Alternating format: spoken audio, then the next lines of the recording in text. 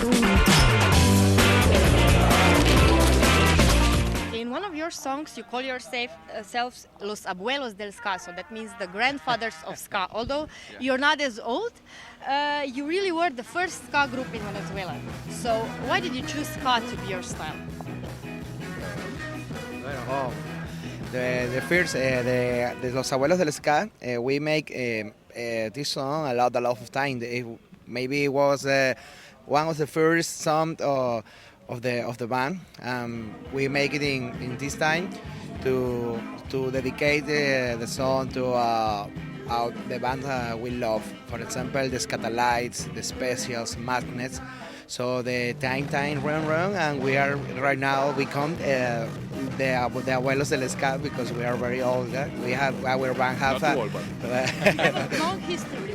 Yes.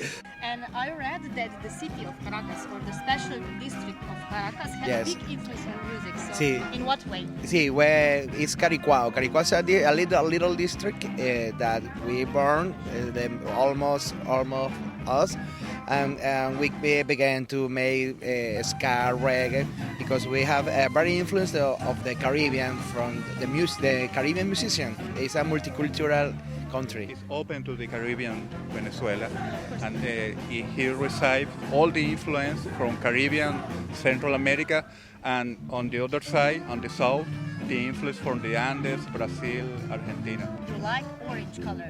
So we also had, in Ukraine, we had an orange revolution in Europe. So would you say that your music has a revolutionary potential? No, our music is very revolutionary. Too big. But not precise. No is exactly like the Orange Revolution.